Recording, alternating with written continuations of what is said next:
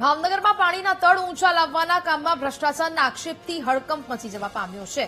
કેન્દ્ર તરફથી મળેલી 3 કરોડની ગ્રાન્ટમાં ભ્રષ્ટાચારના વિક્ષેપના આક્ષેપ કરાયા છે. શહેરમાં વરસાદી પાણી જમીનમાં ઉતરે તે માટે કેન્દ્ર સરકારે ગ્રાન્ટ આપી હતી. કાગળ પર 10,000 ખાડાઓ ખોદેલા હોવાનું દર્શાવવામાં આવ્યું હતું. માત્ર 7,000 જેટલા ખાડાઓ નાના મોટા તળાવમાં ખોદાયા હોવાનો વિપક્ષનો દાવો છે. અન્ય ખાડાઓ શહેરના અલગ અલગ વિસ્તારમાં ખોદાયા હોવાનો આક્ષેપ છે.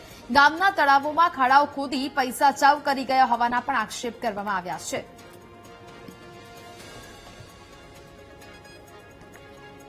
તો બીએમસીની સ્ટેન્ડિંગ કમિટીના ચેરમેને વિપક્ષના આક્ષેપોને ફગાવ્યા છે. વિપક્ષ પાસે વિરોધ કરવા માટે કાયમ કોઈ પણ વસ્તુ નથી હોતી. મનપાએ એક પણ રૂપિયો ચૂકવ્યો નથી તો ભ્રષ્ટાચાર ક્યાંથી થયો?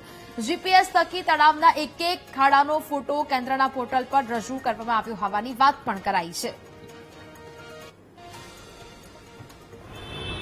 તળમાં ઊંડું ઉતારે એટલે ખાડા કરો.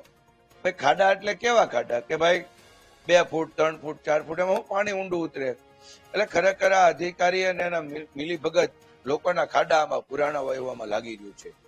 જયારે અમે પૂછવી ત્યારે એમ કે ભાઈ તળાવમાં ખાડા કરી. તળાવમાં ખાડા કરવાની ક્યાં જરૂર હતી ભાઈ?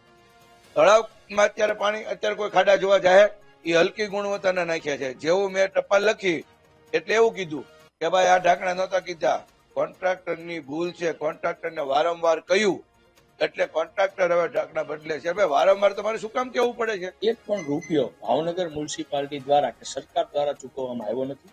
જે 7,000 ખાડાઓ ડાળવામાં આવ્યા છે તળાવમાં, એ ખેડૂતોને તેની અંદરથી માટી લીધીને એને જે ઉપયોગ કરી શકે, જે અમારી સુજલમ સુફલમ યોજના છે એના દ્વારા છે. અને એક એક ખાડાના જીપીએસ દ્વારા ફોટો પાડી અને કેન્દ્રનું જે પોર્ટલ છે એની અંદર અમે ઇન્સ્ટોલ કર્યા છે.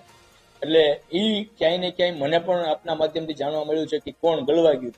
આમાં ગણવાના ના હોય. જ્યારે ટેકનોલોજીનું યુગ હોય, ટેકનોલોજી હોય, ત્યારે એની અંદર એનો ફોટો પાડી અને જીપીએસમાં અપલોડ કરીએ એટલે ઓટોમેટિક ગણાઈ જતા હોય છે.